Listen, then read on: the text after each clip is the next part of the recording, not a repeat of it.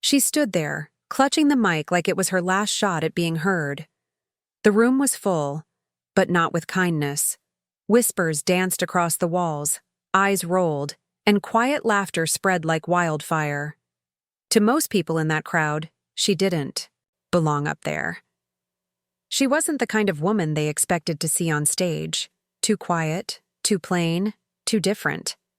They had already made up their minds about her before she even said a word. Some smirked, others stared blankly, waiting for her to mess up. No one was ready for what came next. This wasn't just any open mic night. It was a popular event, known for brutal honesty and tough crowds. People came to impress or get torn apart. But she didn't look like she came to impress. She looked like someone who had been passed over, pushed aside, and underestimated one too many times. And maybe that's exactly what gave her the edge. As she cleared her throat, the room grew quiet, not out of respect, but curiosity. What was she even doing here? Was this going to be awkward? Embarrassing? Her hands shook slightly, but her eyes stayed steady. And then she began. The first few words were soft. Some in the crowd leaned in, unsure if they heard her right. But as her voice grew stronger, something shifted. People stopped chatting. Phones were slowly lowered. That same crowd that had mocked her seconds ago was now holding its breath. Because what she said, how she said it, hit differently. Her words weren't loud, but they were powerful. They didn't just fill the room. They filled the silence inside the people listening. Her story, raw and real, came pouring out in a way that couldn't be ignored. But just as her truth began to unfold, something unexpected happened. Something that changed the whole energy in the room. And in that moment, the woman they laughed at wasn't just on stage. She owned it. And what she said next? That's where everything took a turn. She paused after that last sentence, letting it hang in the air like a challenge. No one knew what to do. It wasn't just what she said. It was how she looked when she said it. Like she had been carrying that truth for years, and finally found the strength to let it out. People who had been smirking were now sitting up straighter. The same ones who thought she didn't belong were now fully locked in. But who was she? Her name was Maya. A woman most people overlooked, not because she had nothing to say, but because she never forced anyone to listen. She had always stayed in the background, at work, at home, even in this community. She helped others shine while hiding her own light. Quiet, polite, easy to forget. The kind of person people talked over without even realizing it. But what they didn't know was that Maya had a past, a complicated one. And behind those calm eyes was a storm that had been waiting to rise. She hadn't planned to speak that night. She only came to support a friend who ended up bailing last minute. Something about the energy in the room, or maybe just the weight of staying silent for too long, made her sign up. The decision surprised even her, and as she waited for her turn, she had nearly backed out a dozen times. But something inside kept her rooted to the spot. Now here she was, standing in front of people who didn't even know her name 10 minutes ago. Yet somehow, they were hanging on her every word. She spoke about being silenced, about being told to stay in her lane, about moments in her life where she could have spoken up, but fear held her back.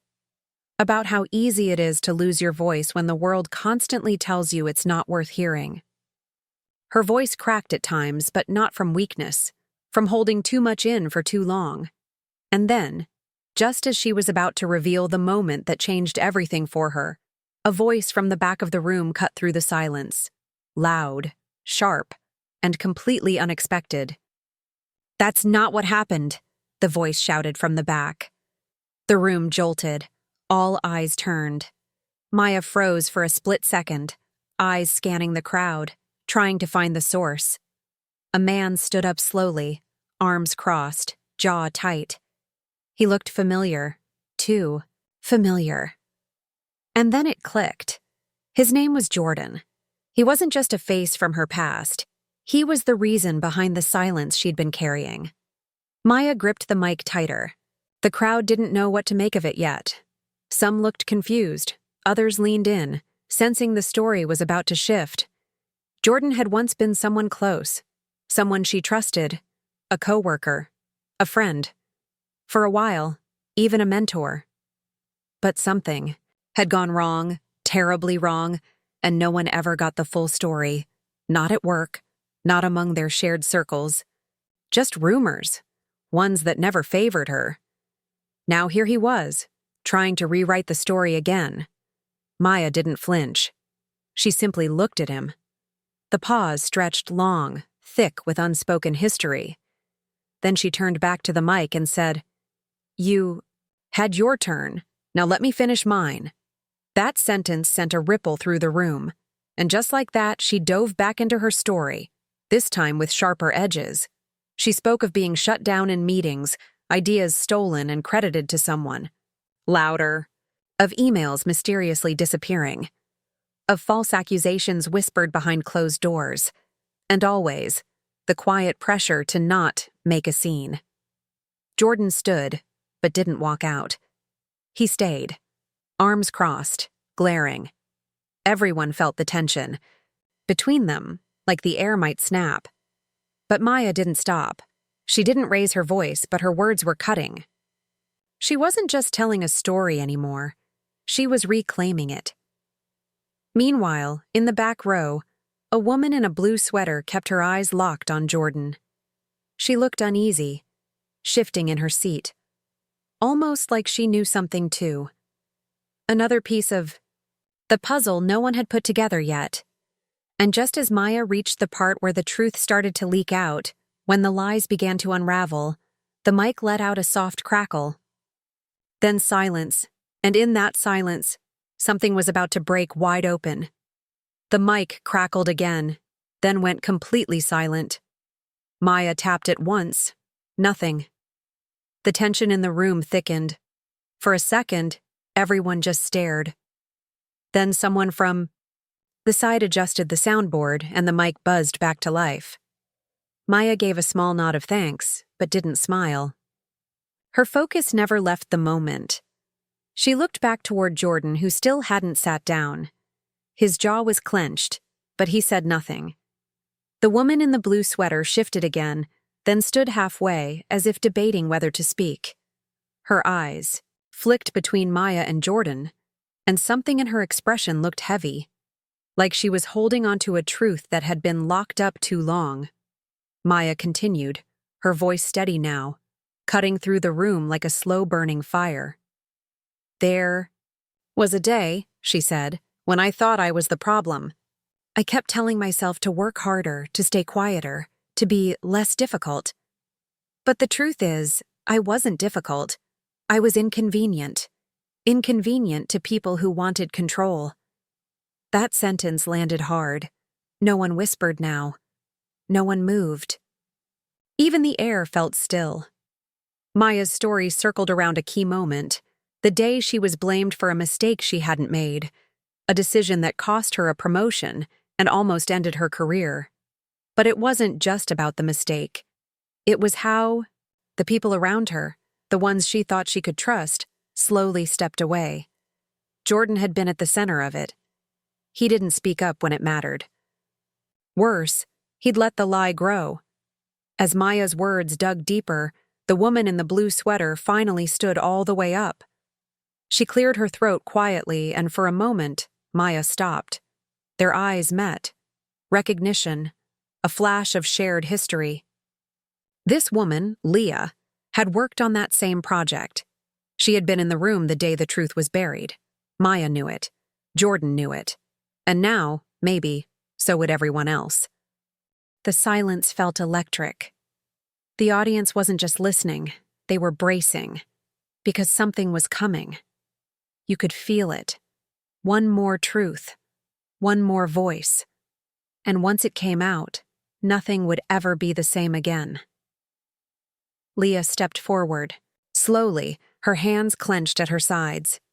You could almost hear her heartbeat in the silence. All eyes were now on her. Even Maya seemed unsure of what would come next.